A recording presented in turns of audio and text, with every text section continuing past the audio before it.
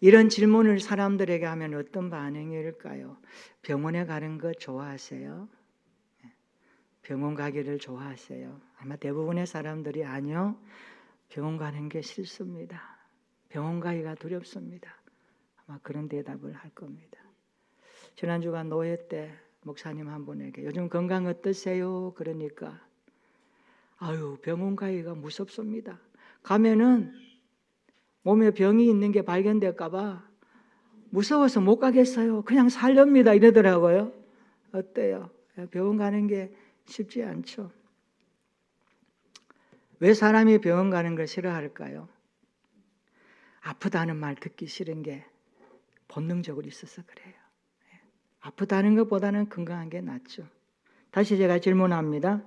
사람들이 창조주 하나님께 나오기를 싫어하는 이유가 무엇일까요? 오늘 본문에서는 이 부분까지 언급을 합니다. 인간은 하나님이 계시다는 것은 알고 있는데 싫어하는 본능이 깔려 있어서 그래요. 오늘 본문 앞에 나오는 로마서 1장 21절 한번 보세요. 하나님을 알되 영화롭게도 감사하지도 않는 것이 나옵니다. 그 이유가 나옵니다. 생각이 허망해졌고 마음이 어두워졌다. 그렇게 말합니다. 이런 사람을 미련하다, 어리석다라고 표현합니다. 그래서 스스로 지혜했다고 말하지만 어리석게 살아갑니다. 여러분 로마서 1장 23절, 22절 한번 읽어볼까요? 로마서 1장 22절, 23절 읽어봅니다. 시작. 스스로 지혜있다 하나 어리석게 되어 썩어지지 아니하는 하나님의 영광을 썩어질 사람과 새와 짐승과 기어다니는 동물 모양의 우상으로 바꾸었느니라. 아멘. 어리석은 인간은 얼마나 어리석냐 하면 창조주 하나님의 영광을 우상으로 대체해서 살아갑니다. 그러니까 하나님의 자리에, 하나님의 영광의 그 자리에 우상을 딱 세워놓고 우상을 섬기며 하나님 대신으로 살아가는 게 인간이라고 말씀합니다. 오늘 본문은 하나님의 영광을 우상으로 바꾸면 어떤 현상이 일어나는가? 하나님이 버리신다, 버림받는다, 그 이야기를 강하게 하고 있습니다. 오늘 본문 로마서 1장 24절 한번 읽어볼까요? 자, 로마서 1장 24절입니다. 시작. 그러므로 하나님께서 그들을 마음의 정욕대로 더러움에 내버려 두사 그들의 몸을 서로 욕되게 하게 하셨으니. 아멘. 하나님의 영광을 우상으로 바꾸면 버림을 당합니다. 정욕에 버림을 당하고 더러움에 버려 두십니다. 여기 내버려 두사, 이 단어가 파라디도미라는 단어인데 이런 뜻입니다. 돌보거나 간섭하지 않고 방임해버리다. 방임해버리다. 여러분 자녀가 태어나서요, 부모의 돌봄과 간섭하심이 없고 그냥 방임하고 내버려두면 어떨까요? 아이는 천방지축으로 막 크죠. 옳고 그런 것도 모르고 아이 망칩니다. 그래서 부모는 아이에게 항상 돌보고 간섭하고 계속해서 손이 갑니다. 마음이 갑니다. 사랑이 갑니다. 아이들은 그렇게 자라야 바르게 자랍니다. 그런데요, 인간이 하나님이 있다는 것은 아는데, 본능적으로 알아요. 그런데 하나님의 영광을 우상으로 대체해서 어리석게 스스로 지혜 있다라고 착각하면서 살아가니까 하나님의 버림을 받는 거예요. 오늘 종교개혁자 칼빈과 루터, 오늘 종교개혁주일입니다마는 이 본문에 대해서 내버려 두사, 이 부분을 이렇게 해석을 합니다. 하나님께서 내버려 두심으로 말미암아 그들이 죄악의 궁극적 단계인 심판으로 나아가게 하셨다. 이게 내버려 두사라는 뜻입니다. 오늘 본문에는 앞뒤로 보면 내버려 두사라는 말이 반복적으로 나옵니다. 여러분 1장 24절에 보세요. 내버려 두사라고 하고 26절에도 내버려 두셨으니 라고 말씀하면서 28절에 내버려 두사, 반복해서 단어를 사용합니다. 하나님께서 내버려 두신 그들의 모습이 어떠할까? 로마서 1장 25절에 한번 볼까요? 같이 읽어봅니다. 시작. 이는 그들이 하나님의 진리를 거짓 것으로 바꾸어 피조물을 조물주보다 더 경배하고 섬김이라. 주는 곧 영원히 찬송할 이시로다. 아멘. 하나님께서 내버려 두신 그들의 모습을 한번 보세요. 진리를 거짓 것으로 바꾸어서 그것이 진리인 양 믿고 살아갑니다. 피조물을 조물주보다 더 경배하며 섬깁니다. 26절과 27절 한번 보세요. 순리대로 살지 않고 영리대로 살아갑니다. 영리대로. 여러분, 살아가는 이치를 거스르는 것을 뭐라고 그러죠? 영리라 그럽니다. 우리 사회가 순기능이 발동하고 작동해야 건강한 사회입니다. 그러나 순기능을 역으로, 역기능으로 되어버리면 문제가 심각합니다. 어른도 모르고 아이도 모르고 법도 모르고 그냥 마음대로 나라가 움직여지면 큰일 나는 거거든요. 여기 보세요. 하나님 없는 그들의 삶이 순기능을 제대로 작동시키지 않고 역기능이 삶의 주인이 되어져서 그들의 삶을 인도합니다. 특별히 여러분 26절과 27절 우리가 눈여겨 살펴야 합니다. 동성애 금지에 대한 말씀입니다. 동성애 금지예요.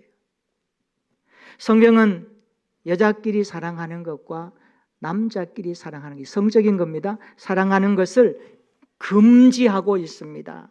이것을 하나님께서 말씀하셨는데 26절과 27절을 보면 이 순기능이 없어지고 역기능이 사회에서 대두하고 있습니다. 요즘 사회에 등장하는 동성애 문제 굉장히 심각하죠.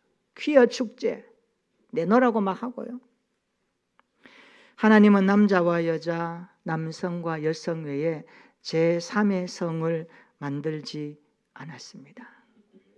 그러므로 동성애는 하나님의 창조 질서를 위반하는 심각한 죄악입니다. 그럼에도 불구하고 요즘은 신체적으로, 정신적으로, 그리고 정서적으로 남자가 여자가 되려고 하고 여자가 남자가 되려고 하는 세상입니다. 제3의 성을 인정하자는 거예요. 이게 말이 되는 겁니까? 하나님 없는 시대로 질주하지 않습니까? 그래서 로마서 1장 28절 한번 읽어봅시다. 다 같이 시작. 또한 그들이 마음에 하나님 두기를 싫어하며 하나님께서 그들을 그 상실한 마음대로 내버려 두사 합당하지 못한 일을 하게 하셨으니. 아멘. 마음에 하나님 두기를 싫어하면 어떤 현상이 일어날까요? 그 현상이 바로 29절부터 31절까지 아주 구체적으로 나열해 주고 있습니다. 요약해 볼까요? 모든 불의를 행하고 추악하고 탐욕하며 까기가 가득하고 시기살이 분쟁 시기 악독이 가득합니다. 수근수근하고 비방하고 그것이 발전해서 하나님을 미워하고 그리고 능욕합니다. 교만합니다. 자랑합니다. 악을 도모하고 부모를 거역하고 있습니다. 우매하고 배약하고 무정하고 무자비하다고 말씀합니다. 29절부터 31절까지 이 내용을 정리해서 보면 무려 21가지나 언급됩니다. 특별히 32절 한번 읽어볼까요? 더 기가 막힙니다. 다 같이 시작. 그들이 이 같은 일을 행하는 자는 사형에 해당한다고 하나님께서 정하심을 알고도 자기들만 행할 뿐 아니라 또한 그런 일을 행하는 자들을 옳다 하느니라. 아멘. 여러분 보세요. 사형에 해당하는 줄 알면서도 뭐합니까? 돌이키지 않습니다. 죽는 줄 알면서도 계속 그 길을 가는 거예요. 이게 오늘의 시대입니다. 타락한 인간은 그 마음에 하나님 두기를 싫어하니 하나님 싫어하는 것만 골라하고 하나님의 버림을 당하니까 인생 막 사는 거예요. 바울은 타락한 인간의 이런 모습에 대해서 구체적으로 죄악들을 또 나열합니다. 오늘 여기 보면 로마서 1장에 보면 타락한 인간의 10가지 죄악을 나열하는데 무엇일까요? 21절 한번 보세요. 하나님을 알되 영화롭게도 감사하지도 않습니다. 허망한 생각을 품습니다. 미련한 마음으로 행합니다. 22절에 스스로 지혜 있다고 합니다. 스스로 지혜 있다 해요. 23절에 하나님의 영광을 서거질 우상으로 바꾸어 섬깁니다. 24절에 마음의 정욕대로 몸을 서로 욕되게 합니다. 25절에 피조물보다 조물주를 더 경배하며 살아갑니다. 27절, 26절 순결한 성을 그릇되이 더럽히며 살아갑니다. 28절로 31절에 온갖 합당치 못한 일을 행하고요. 마지막 32절에 합당하지 않는 일을 행하는 자를 옳다 그러면서 살아갑니다. 이런 시대가 되어버렸습니다. 우리 32절 다시 한번 읽어볼까요? 다 같이 시작. 그들이 이 같은 일을 행하는 자는 사형에 해당한다고 하나님께서 정하심을 알고도 자기들만 행할 뿐 아니라 또한 그런 일을 행하는 자들을 옳다 하느니라. 아멘. 여기 보세요. 죄를 짓는 사람의 결과가 무엇이라고 말씀합니까? 사형에 해당한다. 죽음이다. 이 같은 일을 행하는 자는 사형에 해당한다고 분명히 말씀합니다. 그래서 성경은 분명하게 말하죠. 죄의 삭은 사망이라. 죄의 결과는 죽음입니다. 인간이 왜 죽습니까? 죄 때문에 죽는 거거든요. 그래서 바울은 로마서 3장 23절에 말합니다. 모든 사람이 죄를 범하였음에 하나님의 영광에 이르지 못했다. 그렇게 진단합니다. 여러분, 누가 인간의 죄를 해결할 수 있을까요? 불공을 들인다고, 선을 행한다고, 사회사업한다고, 선하게 산다고, 착하게 산다고, 이웃을 좀 도와준다고 인간의 죄 문제가 해결됩니까? 결코 그렇게 말씀하지 않았습니다. 이런 몸이 아프면 병원에 가서 의사로부터 치료를 받으면 됩니다. 그런데 인간의 죄는 병원에서 의사의 처방으로 해결될 문제가 아닙니다. 여러분, 그런 병원이 있으면 한 말씀해 주세요. 없습니다. 성경은 분명히 말합니다. 인간의 죄 문제는 해결하는 방법이 딱 하나 있다. 그게 뭡니까? 세상 죄를 지고 가는 어린 양 예수님뿐이다. 그 한 가지를 언급하고 있습니다. 여러분, 구약시대에 죄를 지으면 예수님 오시기 전이잖아요. 구약시대에 죄를 지으면 어떻게 했느냐? 죄를 범한 사람이 자기가 아끼고 기르는 양 한 마리를 끌고 제사장 앞에 갑니다. 가서 아무것도 모르고 서 있는 그 양의 머리에 손을 얹고 이렇게 기도합니다. 하나님 아버지, 내가 이러이러한 죄를 지었는데 이 모든 죄를 이 양에게 전가합니다.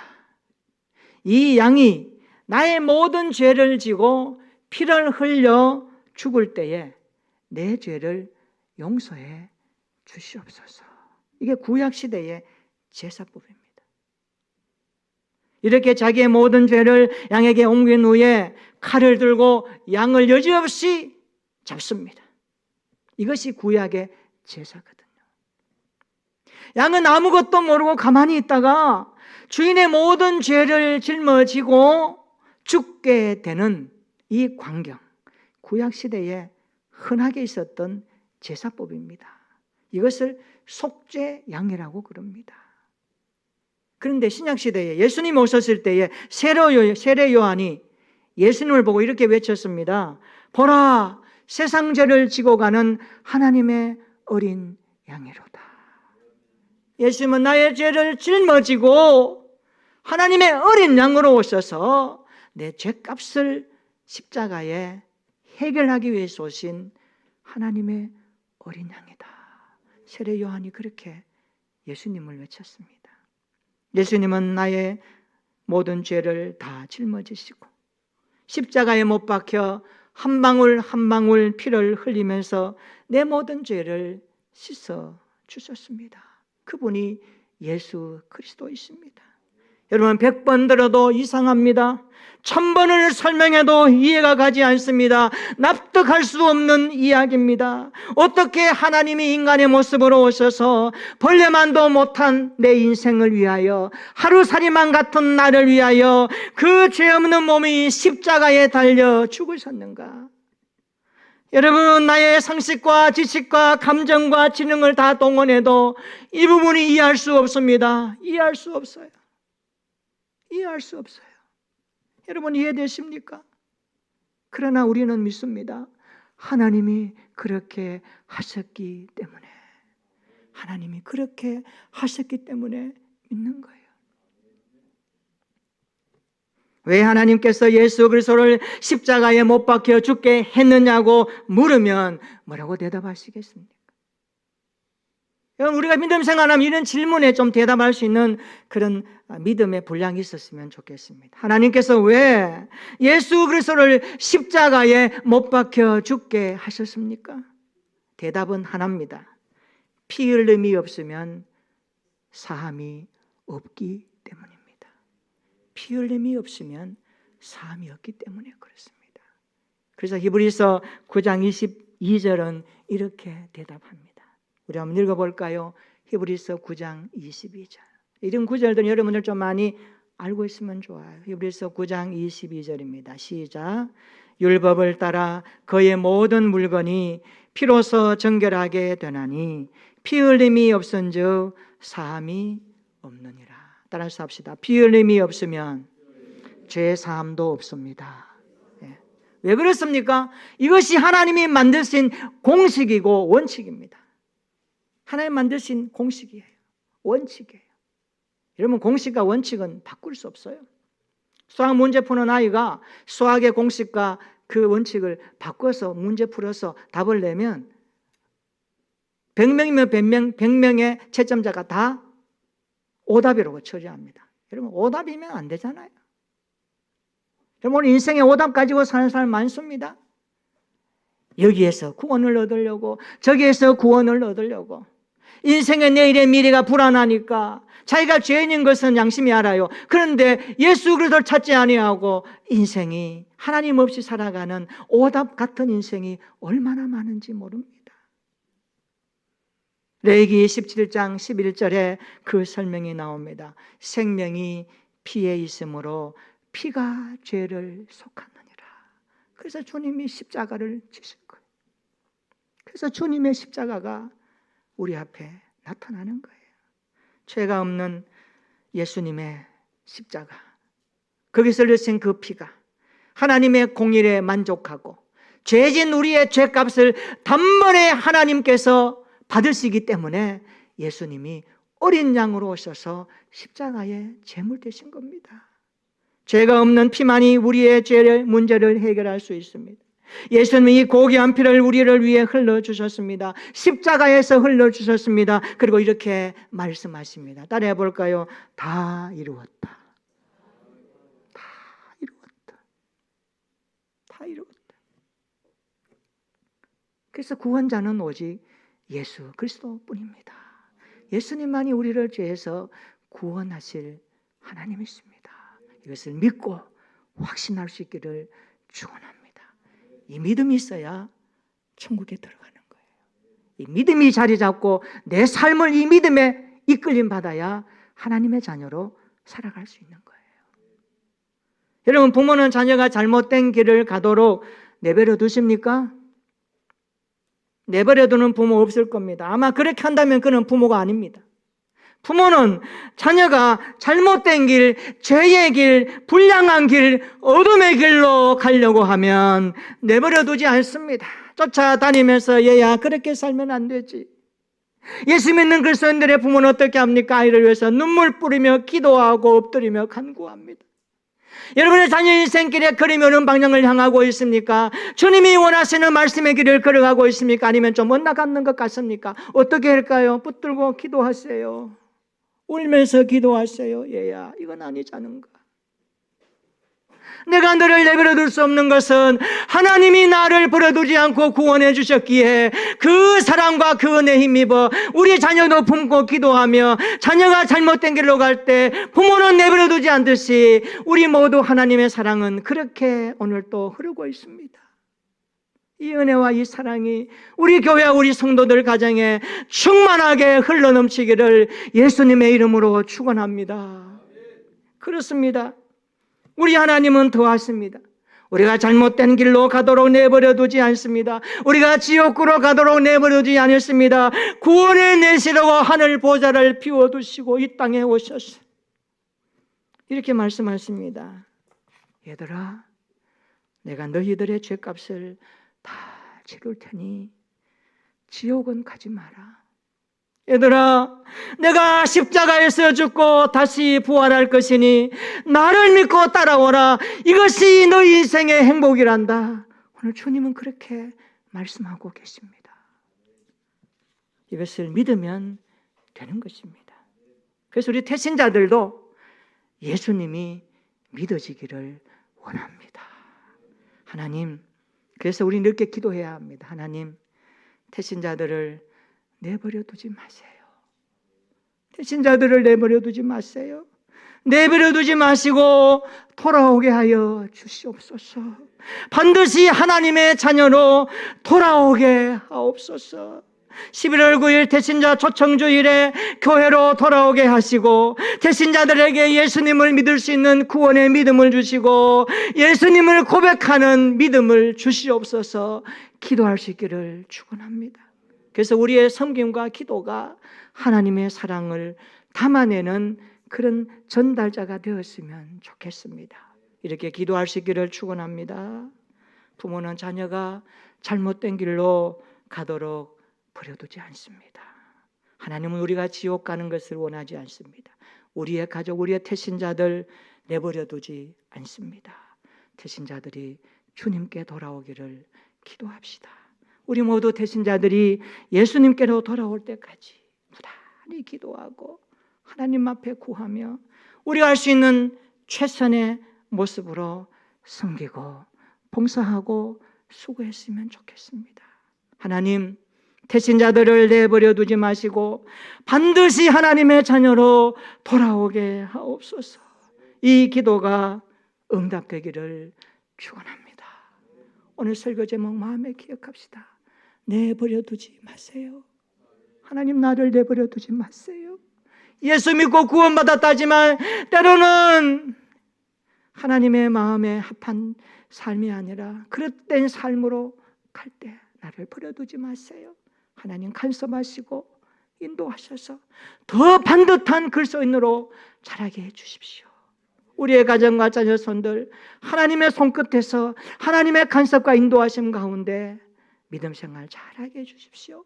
우리의 태신자들 내버려 두지 마시고 하나님께서 불러주셔서 그들도 예수 그리스도를 고백하고 믿음으로 말미암아 천국의 소망을 가지고 살아가는 구원의 백성 되게 해 주시옵소서. 날마다 꿈에서도 기도하여 하나님의 일하심을 이 계절 가을에 경험했으면 좋겠습니다.